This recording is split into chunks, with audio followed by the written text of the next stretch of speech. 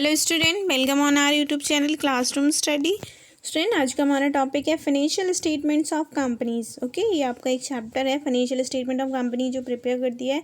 इसमें हम बात करेंगे statement of P&L account, statement आप कैसे बनाते हैं, बैलेंस शीट का जो फॉर्मेट है वो क्या है, उसकी मेन हेडिंग्स क्या हैं, सब हेडिंग्स कैसे हैं, क्या होती हैं, और साथ ही एक न्यूमेरिकल क्वेश्चन भी सॉल्व करेंगे ताकि आपको पूरा कॉन्सेप्ट अच्छे से क्लियर हो जाए। तो वीडियो को पूरा ज़रूर देखें ताकि आपको financial statement of company prepare करने में कोई भी प्रॉब्लम ना हो।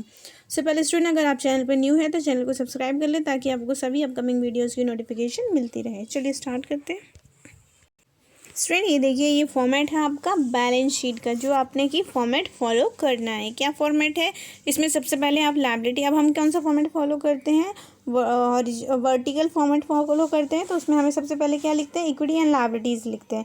इक्विटी लायबिलिटी के बाद हमारा जो फर्स्ट हेडिंग आएगा share holders fund. Share holder fund में हमारी सब हेडिंग होगी share capital, reserve and surplus and money against share warrants, share application money, pending allotment.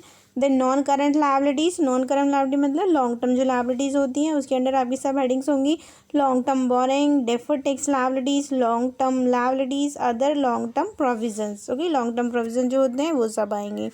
Then secondly आपके करंट लायबिलिटीज़ होती हैं। करंट लायबिलिटी में क्या सब हेडिंग होंगी, short term borrowing, trade payable, other current liability, short term provisions. Okay, तो इसके under अगर सब हेडिंग्स क्या होंगी वो भी अभी हम देखेंगे। उसके बाद ग्रैंड टोटल हो जाएगा लायबिलिटी साइड का। देन आपका एसेट साइड का बैलेंस आ जाएगा सेम उसके नीचे। तो एसेट्स की जो लायबिलिटीज़ आपके दो पार्ट में डिवाइडेड है। एसेट्स हमारी नॉन करंट एसेट्स और अदर करंट एसेट्स। तो नॉन करंट एसेट मतलब ऑल आपकी जो फिक्स एसेट्स हैं, tangible assets, intangible asset, long term investment, वो सब आएंगे। तो प्रॉपर्टी प्लांट इक्विपमेंट में आपका tangible assets, land, building, furniture, machinery etcetera, वो सब आ जाएंगे। इनटेंजिबल एसेट्स में जो भी आपकी इनटेंजिबल एसेट्स होती हैं, goodwill, patent, trademark, copyrights. Okay, work in capital, work in progress मतलब कंस्ट्रक्शन में कोई भी है या फिर डेवलपमेंट में है अंदर कोई भी फॉर्मूला या आपका पेटेंट, तो वो सब आ जाएंगे। Intangible asset under development same. Non current investment मतलब लॉन्ग टर्म इन्वेस्टमेंट आपने जो किया है शेयर्स में, डिवेंचर्स में, बॉन्ड में, लॉन्ग टर्म इन्वेस्टमेंट कंपनी ने किया है किसी अनदर कंपनी में। ओके, डेफर्ड टैक्स मतलब कोई भी टैक्स आपने पे नहीं किया है अगर तक, या आपको मिलना था वो रिसीव नहीं हुआ है। Long term loan and advance, okay, prepaids जो होते हैं, ओके, आपने कोई एडवांस टैक्स पेमेंट कर दिया, प्रीपेड एक्सपेंसेस किए हैं, तो वो सब यहाँ पर आएंगे आपके। अदर करंट एसेट्स में, अदर करंट एसेट्स में उसके अलावा कोई भी आपका एक्सपेंसेस है लाइक प्रिलिमिनरी एक्सपेंसेस है, ओके, और आपका loss on issue of share debentures etcetera है, तो वो सब आ जाएंगे यहाँ पे। देन है करंट एसेट्स। करंट एसेट्स में आपके क्या आते हैं, करंट इन्वेस्टमेंट मतलब शॉर्ट टर्म इन्वेस्टमेंट जो विद इन 1 ईयर के लिए है। इन्वेंट्रीज, इन्वेंट्रीज में आपका मतलब स्टॉक जो होता है, closing stock. Trade receivable means debtors और बिल्स पेबल। देन इसके आगे आगे फॉर्मेट। देन आपका कैश एंड कैश इक्विवेलेंट हो जाएगा करंट एसेट्स में। Short term loan and advance हो जाएंगे, अदर करंट एसेट्स हो जाएंगे। ठीक है, तो ये देन उसके बाद टोटल कर देंगे तो ये आपका एसेट साइड का टोटल हो जाएगा। तो एसेट साइड का टोटल प्लस आपका लायबिलिटी का जो टोटल था दोनों इक्वल आने चाहिए, ये तो आपको पता ही है स्टार्टिंग से। तो ये आपका मेन हेडिंग्स थी, फॉर्मेट था आपका बैलेंस शीट का। उसके बाद बात कर लेते हैं कि ये जो सब हेडिंग्स हैं इनके अंदर क्या क्या आप ट्रांजेक्शन्स को रिकॉर्ड करेंगे। ओके, तो यहाँ पर देखिए ये आपका फर्स्ट है, जैसे मनी फर्स्ट हेडिंग थी शेयर कैपिटल। तो शेयर कैपिटल में आपकी issued capital, subscribe capital, authorise capital जो है वो सब आ जाएंगे। ओके, और कितने टाइप के शेयर है आपके, इक्विटी, प्रेफरेंस, ओके, वो सब लिखना है। उसमें से अगर आपका कोई कॉल्स इन एरियर है वो माइनस कर देना है आपने, कॉल्स इन एडवांस है तो वो भी आपको शेयर कैपिटल में लिखना है। ओके, अगर आपका जो share capital issued by holding company, subsidiary company, associate company कोई है तो उनका भी आपको मेंशन करना है। Second heading reserve and surplus है। तो रिजर्व एंड सरप्लस में आपके ऑल रिजर्व्स एंड सरप्लस आएंगे, जितने भी प्रॉफिट है, जितने भी आपने रिजर्व बनाए हैं, capital reserve, general reserve, CRR, DRR, security premium reserve, debenture redemption, revaluation, share option outstanding, other reserve या प्रॉफिट आपका, ये सब रिजर्व्स आपके इसमें आएंगे रिजर्व एंड सरप्लस हेडिंग में। ओके, देन उसके बाद नेक्स्ट हेडिंग है हमारा, इसमें सी हमारा होता है long term boring. Long term boring में आपके लॉन्ग टर्म डिवेंचर्स होते हैं, लॉन्ग टर्म लोन है, टर्म लोन है, लोन आपने किसी अदर पर्सन से लिया है, बैंक से लिया है, ओके, कोई डिपॉजिट है, जितने भी लॉन्ग टर्म आपकी लायबिलिटी होगी बिजनेस की वो सब यहाँ पर आएंगे आपके सी में। उसके बाद आपका अदर लॉन्ग टर्म बोरिंग मतलब कि अगर एम्प्लॉयज़ के लिए आपने कुछ भी अदर लॉन्ग टर्म बोरिंग रखा है, जैसे हम करते हैं, एम्प्लॉयज़ प्रोविडेंट फंड में करते हैं, एम्प्लॉयज़ आपको ग्रेच्युटी देना होता है, okay. Employees workman compensation fund बनाते हैं, तो वो आपके अदर लॉन्ग टर्म लायबिलिटीज़ में आ जाएंगे, ठीक है। लॉन्ग टर्म प्रोविज़न वही जैसे वर्कमैन कॉम्पनसेशन फॉर एम्प्लॉय बताया आपको, वो आ जाएगा। देन शॉर्ट टर्म बोरिंग में शॉर्ट टर्म लोन कंपनी ने कोई भी बोरो किया है for a year, okay, bank से, अदर पार्टी से, ओके, लोन लिया है या फिर कोई किसी अदर टाइप की बोरोइंग है, वो सब आ जाएंगे यहाँ पर आपके। देन अदर करंट लायबिलिटीज़ में ये सब आएंगे आपके, maturity of long term debt, current finance lease obligation, interest accrued but not due, या फिर इंटरेस्ट अक्रूड है बट ड्यू हो गया है बट पेमेंट नहीं किया है, income received in advance, unpaid dividend या अनक्लेम डिविडेंड है आपका कोई, तो वो भी आपका अदर करंट लायबिलिटी में आता है, ओके। देन आपका नेक्स्ट लायबिलिटी में आता है application receive against allotment of security, means आपको एक्सेस एप्लीकेशन मनी आ जाता है, बट उसके अगेंस्ट आपने अगर कंपनी ने शेयर अलॉट नहीं किए हैं तो वो वाला मनी भी आपका आ जाएगा। देन शॉर्ट टर्म प्रोविजंस आपको पता है हम जो बनाते हैं, like provision for tax, provision for और bad debts, okay, provision for creditors, वो आपके शॉर्ट टर्म प्रोविजन हो जाएंगे। देन एसेट साइड की बात कर ले तो एसेट साइड में हमारा फर्स्ट हेडिंग होता है PPE, property plant equipment tangible, तो टेंजिबल में ऑल टेंजिबल एसेट्स आ जाएंगे, land building furniture machinery vehicles office equipment etcetera, okay. उसके बाद इंटेंजिबल एसेट्स में इंटेंजिबल एसेट्स आ जाएंगे सभी, goodwill, patent, trademark, company, computer software, okay, publishing title, mining rights, copyright, licence या फ्रेंचाइजी कोई है अगर आपके, तो ये रेसिपी फॉर्मूला आपने कोई भी बनाया है तो वो सब भी आ जाएंगे। Non current investment, non current investment मतलब लॉन्ग टर्म इन्वेस्टमेंट किया है, तो इन्वेस्टमेंट किसी में भी हो सकता है, प्रॉपर्टी में हो सकता है, इक्विटी में, प्रेफरेंस शेयर में, गवर्नमेंट सिक्योरिटी में, डिवेंचर्स में, म्यूचुअल फंड में, पार्टनरशिप फर्म में, या कोई अदर इन्वेस्टमेंट है, जॉइंट वेंचर, एसोसिएशन, सब्सिडरी में, तो वो सब आ जाएंगे आपके, okay. Then long term loan and advance, ये एसेट साइड की बात कर रहे हैं तो क्या आएंगे उसमें, कैपिटल एडवांस आपने किसी को पेमेंट करा है, सिक्योरिटी डिपॉजिट आपने दिया है, loan and advance related to other party, loan and advance, okay, और वेदर की सिक्योर्ड है, अनसिक्योर्ड है, डाउटफुल है, सभी तरह के आ जाएंगे आपके। Then other non current assets long term में, उसके अलावा कोई आपने शॉर्ट टर्म इन्वेस्टमेंट किया है, सिक्योर्ड, अनसिक्योर्ड और सिक्योरिटीज़ में किसी में भी, तो वो आ जाएंगे। Then current investment, current investment मतलब जो शॉर्ट पीरियड के लिए है किसी भी इंस्ट्रूमेंट में, जैसे मैंने बताया आपको। देन है आपका नेक्स्ट इन्वेंट्रीज, इन्वेंट्रीज मतलब स्टॉक होता है, तो स्टॉक हमें बताया 3 टाइप्स का होता है, raw material, work in progress and finish goods, okay. तो देन है नेक्स्ट आपका स्टॉक इन ट्रेड, मतलब जो आप परचेज किया है अभी तक बिजनेस में नहीं पहुंचा है, store and spares, loose tools, ये सब भी आपका इन्वेंट्री का पार्ट होंगे, इन सबको ऐड करने के बाद ही आप बैलेंस शीट में उनको डिस्क्लोज करोगे। देन ट्रेड रिसीवेबल में आपके डेटर्स आएंगे, डेटर्स वही जितने भी डाउटफुल हैं, सिक्योर्ड हैं, अनसिक्योर्ड हैं, उन सबको, means debtors minus bad debts minus new provision करने के बाद। Then cash and cash equivalent में क्या आएगा आपका, bank balance with the bank, cash in hand, cash at bank, okay, ये सब आ जाएंगे आपके। Then short term loan and advance जो एसेट साइड में आएंगे उसमें क्या आएंगे आपके, प्रीपेड जो भी होते हैं या फिर आपका एडवांस टैक्स आपने पे किया है, वो सब आ जाएंगे। अदर करंट एसेट्स में, अदर करंट एसेट्स में आपका कोई प्रिलिमिनरी एक्सपेंसेस है या कोई भी expense, loss on issue of share debentures etcetera है, वो सब आ जाएंगे। देन एक है आपका lastly contingent liabilities, contingent liability क्या होती है कि वो लायबिलिटी जो अभी तक डिसाइड नहीं हुई है कि कंपनी की लायबिलिटी है या नहीं है, जैसे कंपनी के अगेंस्ट कोई भी केस अगर चल रहा है तो जब तक वो केस पूरा फाइनल नहीं हो जाएगा तो आप नहीं कह सकते ना कि कंपनी की लायबिलिटी है।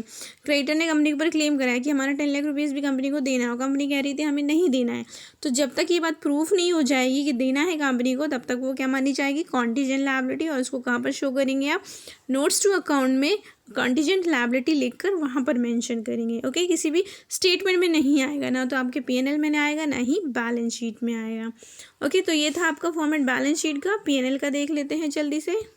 ये है स्टेटमेंट ऑफ पीएनएल का फॉर्मेट जो हमें फॉलो करना है, ओके। स्टेटमेंट ऑफ पीएनएल का फॉर्मेट फर्स्ट इसमें क्या आता है, रेवेन्यू फ्रॉम ऑपरेशन, मतलब सेल्स करने से जो आई है, उसके अलावा कोई इनकम हुई है तो वो अदर इनकम में आएगी। देन टोटल रेवेन्यू हो जाएगा। देन एक्सपेंसेस आएंगे, एक्सपेंसेस में क्या होगा, cost of material consume, purchase of stock in trade, change in inventories, employees benefit, finance cost, depreciation, amortisation, other expenses and total expenses हो जाएंगे, ओके। देन टोटल एक्सपेंसेस को total revenue से minus करेंगे तो profit before exceptional and extraordinary item आ जाएगा आपके पास। उसके बाद एक्सेप्शनल आइटम जो है वो माइनस कर देंगे तो प्रॉफिट बिफोर एक्स्ट्राऑर्डिनरी आइटम आ जाएगा। एक्स्ट्राऑर्डिनरी आइटम माइनस कर देंगे तो प्रॉफिट बिफोर टैक्स आ जाएगा। प्रॉफिट बिफोर टैक्स के बाद अगर आप टैक्स माइनस कर दोगे तो प्रॉफिट आपके पास आफ्टर टैक्स भी आ जाएगा, जो आपकी करंट ईयर का प्रॉफिट होगा, ओके। देन उसके बाद अगर आपको अर्निंग पर शेयर कैलकुलेट करना है ईपीएस तो वो आप कैलकुलेट कर सकते हैं कैसे, आपका जो प्रॉफिट आया करंट ईयर का वो divided by total number of shares आपके मार्केट में इशूड है, वो करेंगे तो आपका अर्निंग पर शेयर भी कैलकुलेट हो जाएगा। ओके, तो ये मेन हेडिंग है आपके पीएनएल की। अब इसके बाद कर लेते हैं कि इसके अंदर ये जो सब हेडिंग्स क्या होंगी, मतलब रेवेन्यू फ्रॉम ऑपरेशन में क्या क्या पॉइंट्स आएंगे, अदर इनकम में क्या क्या आएंगे, परचेज एक्सपेंसेस में क्या क्या आएंगे, वो सब देखते हैं।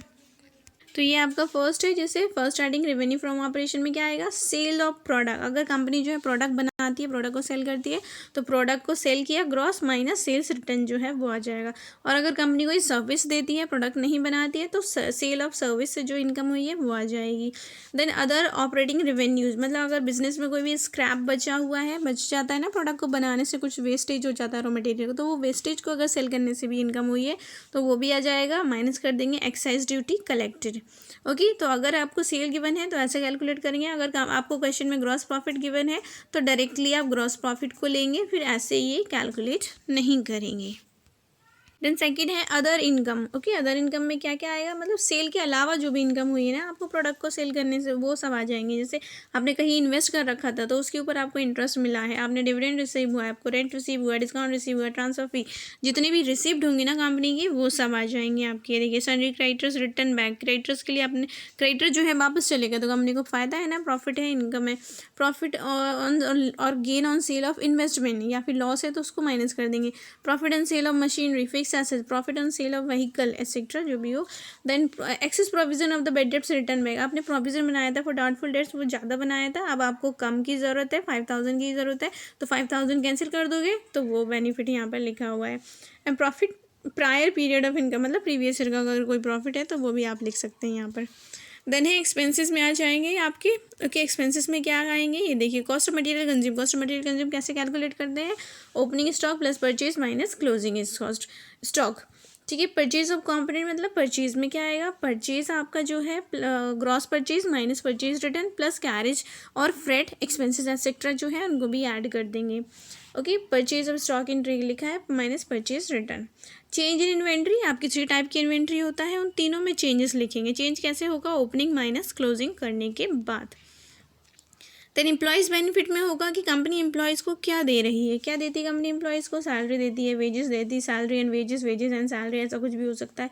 स्टाफ वेलफेयर एक्सपेंसेस है, contribution to PF, gratuity, employ stock option plan, employ stock के परचेज प्लान जो है, director remuneration, fee commission etcetera जो है वो भी आ जाएगा डायरेक्ट।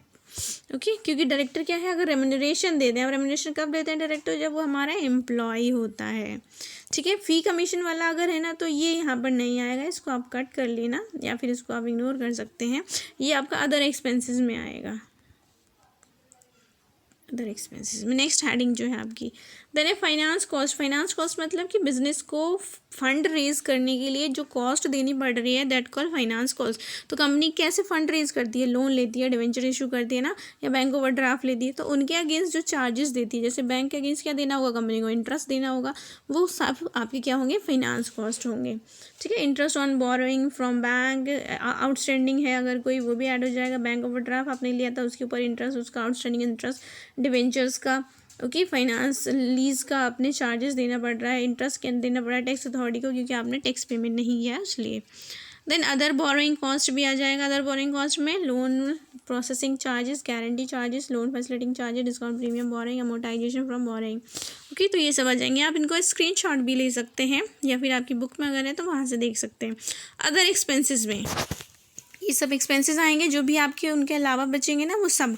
कंजम्पशन और स्पेयर पार्ट, स्पेयर मतलब लूज टूल्स के, अगर जैसे आपका बुक्स में गिवन है 6000 का, लेकिन मार्केट में उसकी वैल्यू सिर्फ 4000 है आज के टाइम पे, तो 2000 का जो आपने लॉस हो रहा है ना एक तरीके से, वो आपका यहाँ पर आ जाएगा कंजम्पशन ऑफ स्पेयर पार्ट्स में।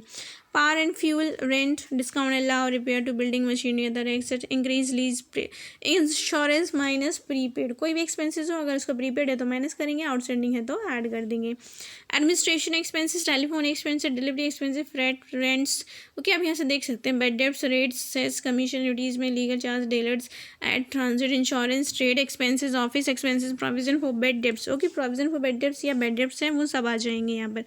Distribution, freight, carriage inward, carriage outward, printing, stationery, director sitting fee. ये देखो डायरेक्टर वाले जो फ़ी अगर है, कमीशन है, वो यहाँ पर आएंगे अदर एक्सपेंसेस में, लेकिन रेम्यूनरेशन है तो एम्प्लॉयज़ बेनिफिट में जाएगा। General expenses, establishment expenses, loss on sale of assets, selling expenses, salary expenses, payment to auditors. Okay, किसी भी सर्विस के लिए उसको अगर पेमेंट करा है ऑडिटर को, वो सब के लिए भी यहाँ पर आएगा आपका अदर एक्सपेंसेस में। Then adjustment to carrying amount, investment, loss on sale of foreign exchange transaction की वजह से, लीज रेंट है, एक्साइज ड्यूटी है, charity donation, profit period expenses को ये प्रीवियस ईयर के वो भी आ जाएंगे। ओके, देन आपका आ जाएगा प्रॉफिट बिफोर एक्सेप्शनल। तो एक्सेप्शनल आइटम क्या होते हैं, ये सब आपके एक्सेप्शनल आइटम होते हैं। Cost of restructuring, disposal of fix asset मतलब sale of fix asset, sale of long term investment, effect of retrospective legislation. कोई न्यू एक्ट आया है तो उसको प्रीवियस टाइम से हम इम्प्लीमेंट करके देखेंगे और फिर प्रॉफिट हो रहा है या लॉस हो रहा है, प्रॉफिट है तो ऐड कर देंगे और लॉस है तो माइनस कर देंगे। ओके, जैसे जीएसटी आया तो बिजनेस को अब ज़्यादा टैक्स देना पड़ रहा है या कम देना पड़ रहा है, ये पिछले साल से कैलकुलेट करके देखेंगे, तो वो that's called retrospective effect. Legal settlements, reversal of provision, written down value of inventories या net realisable values. Then extraordinary item क्या होते हैं, ये सब है आपके loss from attachment of property, loss from earthquake, profit on insurance claim, written back of self insurance etcetera. तो profit before item. Then उसके बाद है miscellaneous expenses. Okay, miscellaneous expenses के लिए कंडीशन लिखा आएगी 1% ऑफ ऑपरेटिंग रेवेन्यू और rupees 1 lakh which ever is more, वो वाला कंसिडर करेंगे एक्सपेंसेस में। ओके, तो यही सब है आपकी एक्सपेंसेस और क्या बोलते हैं सब हेडिंग्स है, सब हेडिंग्स है, तो आप इनको लर्न कर सकते हैं। वीडियो को पॉज करके स्क्रीनशॉट भी ले सकते हैं। आप क्वेश्चन देख लेते हैं और एक क्वेश्चन सॉल्व करके आपको मैं समझा देती हूँ कैसे करना है। स्टूडेंट ये देखिए क्वेश्चन है। ओके, क्वेश्चन को ध्यान से समझना, अच्छे से करेंगे।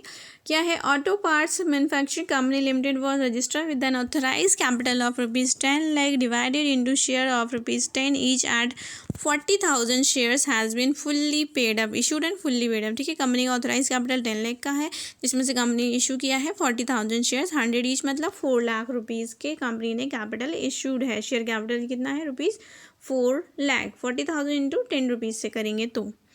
Then following is the trial balance given है आपको, debit balance and credit balance में क्या है, ओपनिंग स्टॉक ऑन 1 अप्रैल 2019 मतलब ओपनिंग स्टॉक है, बिकॉज हमें अकाउंट्स कब बनाने हैं, 31 मार्च 2020 को बनाना है, ये लिखा हुआ है आपका मार्च 2020 को, तो ओपनिंग होगा जो आपका 2019 का है। देन है आपका purchase, sales return, purchase return, manufacturing wages, ठीक है, sundry expenses manufacturing, carriage inward, 8% bank loan company ने लिया है, interest on bank loan already 4500 given है, office salary, auditors fee, director fee, preliminary expenses, freehold premises, plant machinery, furniture, loose tools, debtors, creditor, cash in hand, cash at bank, investment surplus on 1 April 2019 मतलब previous year का profit given है आपको। And share capital वही same 4 lakh आपने जो calculate किया ऊपर वही सेम लिखा है, देखो यहाँ पर भी। एडवांस टैक्स भी है, यहाँ पर मिस प्रिंट है इसलिए मैंने पेन से लिखा है, आप यहाँ पर लिख सकते हैं, इसको कंसीडर करना है हमें। Okay, advance tax. अब उसके बाद एडजस्टमेंट क्या है, एडजस्टमेंट में ये देखिए क्या लिखा है, you are required to prepare the P&L statement on 31 March 2020, balance sheet on the same date. Adjustment है on 31 March 2020 outstanding manufacturing wages, outstanding office salary ₹1890 आपका वेजेस का है। ओके, एंड सैलरी का है आपका 1200।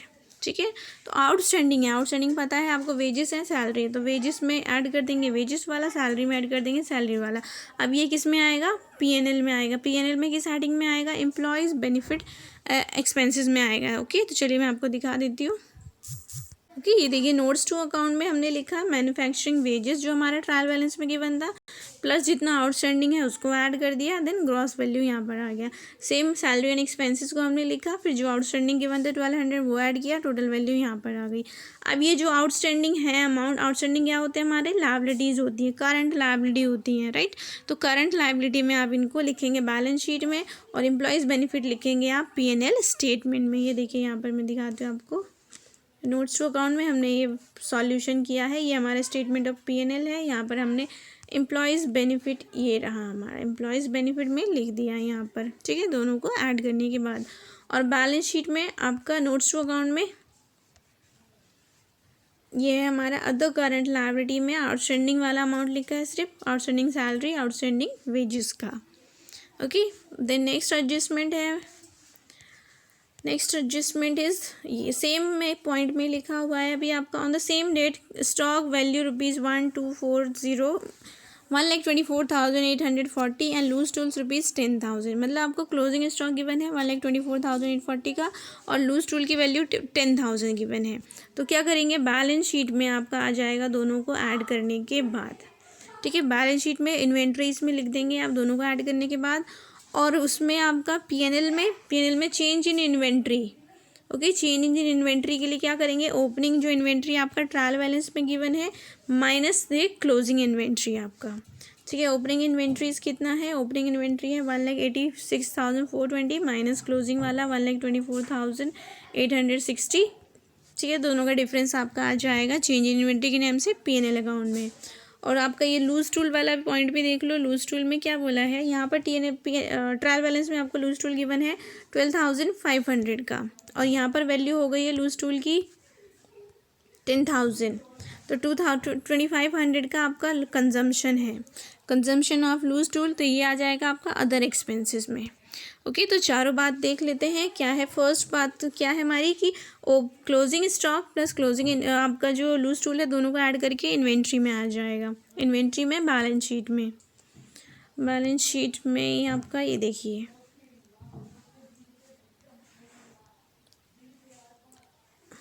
ये बैलेंस शीट में inventories में आपका लिखा है closing stock plus loose tools, clear.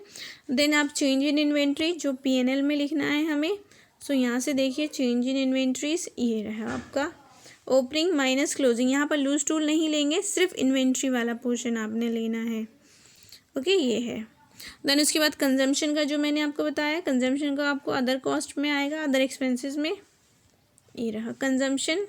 कितना ट्रायल बैलेंस में 12,500 है, ये 12,500 माइनस 10,000 मीन्स 2,500 आपका यहाँ पर आ जाएगा consumption of loose tools, clear. Then है नेक्स्ट, यही फिर आपने हेडिंग जो है बैलेंस शीट में और P&L में लिखना है जहाँ पर भी आएगा, क्योंकि हमें ये मान कर चल रही कि आपने फॉर्मेट पहले याद कर लिया है। देन सेकंड पॉइंट है आपका provide interest on bank loan for the 6 month. Loan कितने अमाउंट का था आपका, ये देखिए ट्रायल बैलेंस में गिवन है 18% सिक्योर्ड लोन फॉर ₹50,000 और उसके ऊपर इंटरेस्ट ऑन लोन भी गिवन है आपको 4,500। पहले तो 50,000 का तो 18% के अकॉर्डिंगली कितना हो जाएगा पूरे ईयर का आपका 9,000। ओके, 9,000 हो जाएगा। तो यहाँ 9,000 का हाफ 4,500 आपका क्या है आउटस्टैंडिंग है जो एडजस्टमेंट में बोला है, और 4,500 यहाँ पर पे कर दिया है, ठीक है। तो जितना आपका आउटस्टैंडिंग है वो बैलेंस शीट में आ जाएगा, सेम अदर करंट लायबिलिटी में, और दोनों को ऐड करने के बाद जितना पेड अमाउंट है इंटरेस्ट का प्लस जितना आउटस्टैंडिंग है, मतलब टोटल 9,000 फिर आपका फाइनेंस कॉस्ट में आ जाएगा P&L में। ओके, चलिए देखिए यहाँ पर क्या है इंटरेस्ट।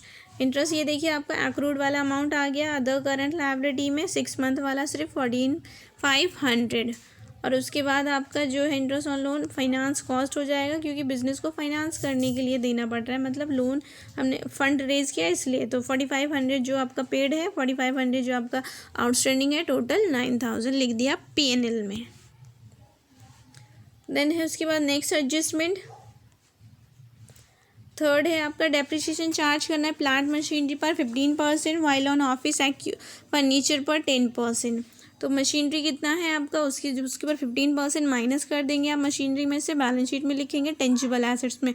सेम फर्नीचर का भी टेंजिबल में आएगा, और सिर्फ डेप्रिसिएशन वाला अमाउंट जो है वो आपका P&L में आ जाएगा, डेप्रिसिएशन एंड अमोर्टाइजेशन में, ठीक है। चलिए यहाँ पे नोट्स टू अकाउंट में देख लो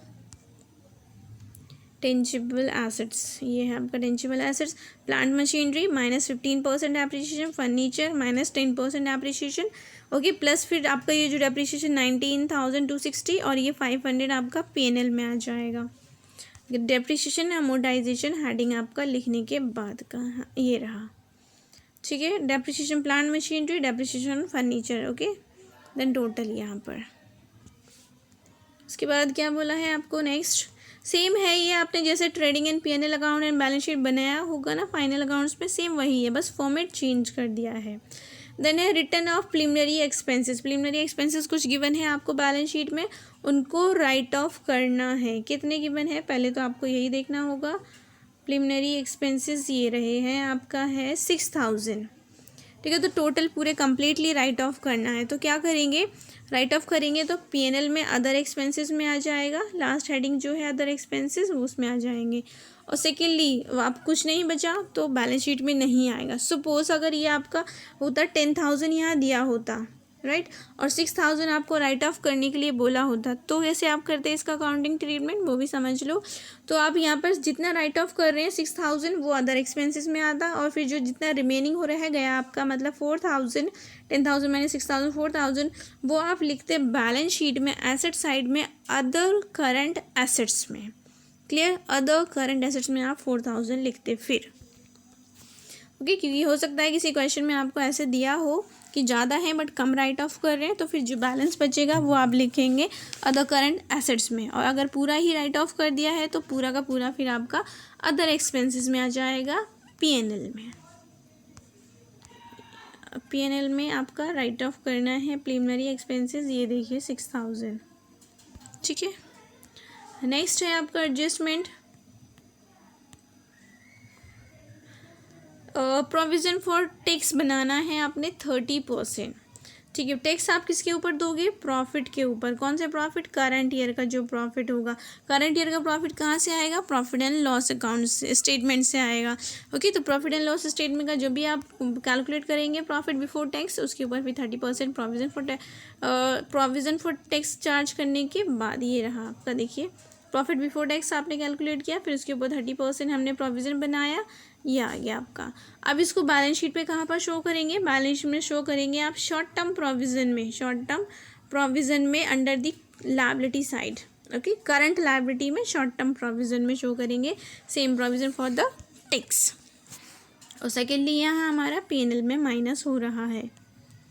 देन है हमारा नेक्स्ट एडजस्टमेंट, लास्टली सेकेंड है last, director recommend a first dividend at the rate 15% for the year ending 31 March 2020 after transferring 6,000 to the general reserve. Company क्या कर रहे हैं, डायरेक्टर रिकमेंड कर रहे हैं, मतलब अभी सिर्फ प्रपोज किया है उन्होंने, पे नहीं किया है, ठीक है। तो 15% किसका, शेयर कैपिटल का। शेयर कैपिटल कितनी है हमारी, यहाँ पर शेयर कैपिटल कैलकुलेट की थी 4 लाख है, ठीक है। 4 लाख का 15% कितना हो गया, 60,000, ओके। तो 60,000 आप लिखेंगे प्रपोज डिविडेंड के नेम से, कॉन्टीजेंट लायबिलिटी होगा, नोट्स टू अकाउंट में आएगा, सिर्फ किसी भी बैलेंस शीट में या पीएनएल में नहीं आएगा, ओके। क्योंकि प्रपोज्ड है। अगर ये पेड डिविडेंड होता है ना, फाइनल डिविडेंड या इंटरिम डिविडेंड, तो उसको सरप्लस में से माइनस करते, और फाइनल डिविडेंड को तो कैश में से भी माइनस करते हैं, क्योंकि इंटरिम डिविडेंड तो पहले पे कर देते हैं, इसलिए कैश में माइनस नहीं करते, वो सरप्लस में से माइनस करते हैं। तो ये देखिए लिखा है आपका प्रपोज डिविडेंड है यहाँ पर 60,000। कंपनी इस ईयर में रिकमेंड कर रही है मार्च 2020 को, पे कब करेगी, 1 अप्रैल 2020 में से आपका नेक्स्ट ईयर। देन है नेक्स्ट एडजस्टमेंट कि 6,000 रिजर्व में भी ट्रांसफ़र करना है आपने, ओके, जनरल रिजर्व में। तो कहाँ से ट्रांसफ़र करते हैं, करंट ईयर के प्रॉफिट से, मतलब सरप्लस में से। तो सरप्लस में से माइनस कर देंगे 6,000 बैलेंस शीट में, और जनरल रिजर्व अगर ऑलरेडी कोई बैलेंस गिवन है उसमें ऐड कर देंगे, या फिर नहीं दिया है तो सिंपली जनरल रिजर्व लिख देंगे आप, ठीक है। यहाँ पर देख लीजिए, ये देखो आप रिजर्व इन सरप्लस में जनरल रिजर्व में कितना ट्रांसफ़र किया है, 6,000, ये आ गया। और कहाँ से किया है, सरप्लस में से किया है, सरप्लस में से माइनस कर दिया। बैलेंस शीट में गिवन था आपको प्रीवियस ईयर का प्रॉफिट 38,640, करंट ईयर का प्रॉफिट हमारा आया प्रॉफिट एंड लॉस से 1,12,224, फिर माइनस कर दिया उसमें से 6,000 आपका जो जनरल रिजर्व में डाला है, ठीक है। रिमेनिंग अमाउंट ये हो गया, फिर दोनों को ऐड करने के बाद हमारा रिजर्व इन सरप्लस हेडिंग से बैलेंस शीट में आ जाएगा, और शेयर कैपिटल आ जाएगी 4 लाख का, ठीक है। ये देखिए यहाँ पर शेयर होल्डर फंड में हमारी जो फर्स्ट स्टार्टिंग होती है शेयर कैपिटल 4 लाख इशूड है, और रिजर्व एंड सरप्लस अभी कैलकुलेट किया हमने एडजस्टमेंट करने के बाद, वो आ गया 1,50,000 का। और अदर करंट लायबिलिटी में, नॉन करंट लायबिलिटी में हमारा लोन है वही 18% वाला 15,000 का, वो आ गया है। ओके, देन करंट लायबिलिटी में क्या क्या आएगा यहाँ पर देख लेते हैं। लास्ट पॉइंट रह गया हमारा कॉर्पोरेट डिविडेंड टैक्स। सबसे पहले कॉर्पोरेट डिविडेंड टैक्स क्या होता है, वो टैक्स जो कि कंपनी डिविडेंड पेमेंट के ऊपर कट करती है। ओके, कि कंपनी जितना भी डिविडेंड दे रही है ना, मान लो अगर कंपनी 4 लाख का डिविडेंड दे रही है शेयर होल्डर्स का, तो 4 लाख का 20% आपका क्या हो जाएगा, सीडीटी हो जाएगा, मतलब टैक्स कंपनी काट लेगी और गवर्नमेंट को देगी। क्यों ऐसा करती कंपनी, क्योंकि जो डिविडेंड है वो अब इन्वेस्टर के हैंड में टैक्स फ्री होता है, कंपनी खुद ही at the time of rise company cut कर लेती है आपका सीडीटी। ओके, तो यहाँ पर तो कंपनी ने डिविडेंड पेमेंट किया ही नहीं है, यहाँ पे सिर्फ रिकमेंड किया है, इसलिए सीडीटी नहीं कट किया। अगर यही आपका फाइनल डिविडेंड होता कि कंपनी ने पे किया होता तो 60,000 पे आप 20% सीडीटी काट के और फिर पेमेंट कर देते, डिविडेंड का भी कैश में से और सीडीटी का भी कैश में से प्लस सरप्लस में से। क्लियर, तो इसलिए यहाँ पर कोई एंट्री नहीं की हमने सीडीटी के, बिकॉज डिविडेंड पेमेंट नहीं किया है। उसके बाद अब जो भी बैलेंस बचा है ना, उन सबको ट्रांसफ़र कर देंगे। ओके, आप नोटबुक और कॉपी लेकर बैठें ताकि आप साथ साथ क्वेश्चन को अपने आप से सॉल्व करें। ओके, और उसके बाद खुद से टैली करें कि आंसर जो मैं बता रही हूँ और आपने जो किया है वो सही आया है या नहीं आया, क्योंकि अगर आप ऐसे समझ रहे हो ना तो आप कंफ्यूज हो जाएंगे डेफिनेटली। ओके, और वीडियो को आप दोबारा से रिपीट करके भी देख सकते हैं। देन स्टॉक का तो कर दिया, परचेज़ क्या होगा आपका और सेल्स का क्या होगा। परचेज सेल्स आएगा आपका रेवेन्यू फ्रॉम ऑपरेशन से और माइनस सेल्स रिटर्न करने के बाद, और परचेज़ में क्या होगा, परचेज़ प्लस आपके माइनस परचेज़ रिटर्न और प्लस अब कैरेज इनवर्ड, ये करने के बाद आपका प्रॉफिट एंड लॉस में आएगा। ये देखिए यहाँ पर रेवेन्यू फ्रॉम ऑपरेशन में पहले नोट्स टू अकाउंट में समझ लें, नोट्स टू अकाउंट क्योंकि हमें बनाना होता है पहले, फिर वहीं से हम ट्रांसफ़र करते हैं मेन अकाउंट में, पीएनएल और आपका बैलेंस शीट में। रेवेन्यू फ्रॉम ऑपरेशन ये रहा आपका, सेल्स है माइनस सेल्स रिटर्न करने के बाद 11,57,220 आपका प्रॉफिट एंड लॉस में। आप देख यहाँ पर फिर ये भी समझ लो एक बार, फिर देख लेते हैं। Purchase minus purchase return plus carriage inward, जो एक्सपेंसेस है 7,13,270 हमारा एक्सपेंसेस में आ जाएगा पीएनएल में। ये है आपका पीएनएल। रेवेन्यू फ्रॉम ऑपरेशन आ गया 1157। ओके, और आपका जो एक्सपेंसेस में परचेज में आ गया 7,13,250। अदर इनकम कुछ भी नहीं गिवन है क्वेश्चन में, इसलिए नहीं आई है। देन चेंज इन इन्वेंट्री हमने किया था, ओपनिंग माइनस क्लोजिंग, वो भी यहाँ पर लिख दिया है। ओके, उसके बाद क्या है ट्रायल बैलेंस में, ये भी समझ लो। रिटर्न हो गया मैन्युफैक्चरिंग वेजेस, अदर एक्सपेंसेस जो है आपकी लास्ट हेडिंग पीएनएल की उसमें आ जाएगा। सन्ड्री मैन्युफैक्चरिंग एक्सपेंसेस यही आएगा, वेजेस का तो हमारा एम्प्लॉयज़ बेनिफिट में आ गया है जो आउटस्टैंडिंग था। कैरेज इनवर्ड हो गया, बैंक लोन क्या होगा, लॉन्ग टर्म बोरोइंग में आ जाएगा आपका एसेट्स में। इंटरेस्ट ऑन लोन कर दिया, ऑफिस सैलरी भी हो गया। ऑडिटर फ़ी अदर एक्सपेंसेस में, डायरेक्टर फ़ी अदर एक्सपेंसेस में पीएनएल में। प्रीलिमिनरी एक्सपेंसेस हो गया, फ्री होल्ड प्रीमाइसिस एसेट्स है, टेंजिबल एसेट्स में आ जाएगा। प्लांट मशीनरी फर्नीचर हो गया, लूज टूल का भी हो गया। डेटर्स एंड क्रेडिटर्स, डेटर तो ट्रेड रिसीवेबल होंगे एसेट साइड में, करंट एसेट्स में ट्रेड रिसीवेबल में आ जाएगा डेटर का, और क्रेडिटर का आ जाएगा ट्रेड पेबल में। ओके, पेबल में। Then cash in hand cash at bank दोनों को ऐड करने के बाद कैश एंड कैश इक्विवेलेंट में आप लिख देंगे। इन्वेस्टमेंट क्या है, इन्वेस्टमेंट है हमारी नॉन करंट एसेट्स है, ठीक है, नॉन करंट एसेट्स के नेम से आ जाएगा बैलेंस शीट में। सरप्लस है प्रीवियस ईयर का प्रॉफिट, सरप्लस में ऐड करके अभी लिखा है हमने। शेयर कैपिटल हो गया। एडवांस टैक्स को आपने जो प्रोविज़न फॉर टैक्स बनाया था ना 30%, उसमें से माइनस कर दो बैलेंस शीट में।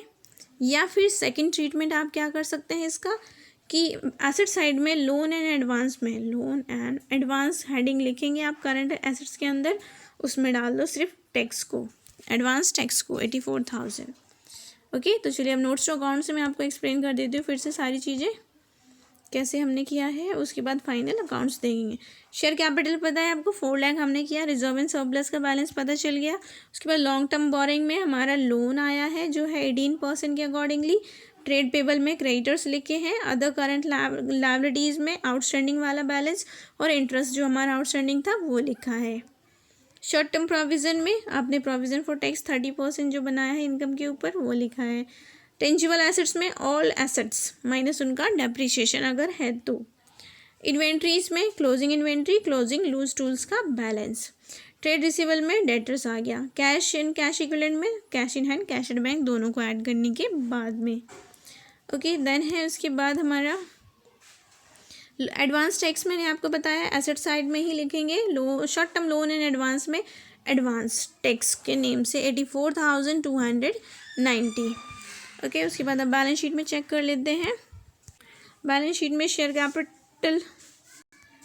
कैपिटल है, रिजर्व एंड सरप्लस है, लॉन्ग टर्म बोरिंग, लोन है, ट्रेड पेबल क्रेडिटर्स है, अदर करंट लायबिलिटी, आउटस्टैंडिंग और शॉर्ट टर्म प्रोविजंस आपको टैक्स है। देन एसेट साइड में टेंजिबल एसेट्स है, करंट एसेट्स में इन्वेंट्रीज है, ट्रेड रिसीवेबल डेटर्स है, cash and cash equivalent, short term loan and advance and other current assets. Okay, दोनों का ऐड टोटल गया इक्वल हो गया। देन उसके बाद P&L। ओके, फर्स्ट होता है revenue from operation. Revenue from operation sales minus sales return, purchase stock in trade, purchase minus purchase return plus carriage inward. Then change in inventory में opening minus closing. And उसके बाद employees benefit में employees को जो payment कर रहे हैं wages and salaries plus उनका outstanding balance. Finance cost interest on loan plus outstanding interest on loan, जितना पेड है और जितना आउटस्टैंडिंग है दोनों। देन डेप्रिसिएशन अमोर्टाइजेशन में डेप्रिसिएशन ही है, अमोर्टाइजेशन मतलब इंटेंजिबल एसेट्स की जो वैल्यू कम होती है दैट्स कॉल्ड अमोर्टाइजेशन, तो वो नहीं है यहाँ पर, तो सिर्फ डेप्रिसिएशन वाला बैलेंस ऐड कर देंगे। अदर एक्सपेंसेस में अब जो भी एक्सपेंसेस बच गए वो सब आएंगे। Manufacturing expenses, audit fee, director fee, preliminary expenses, consumption of loose tools. Then propose dividend की जो कंपनी ने रिकमेंड किया था वो आया है। अब यही सब आपका P&L में भी है।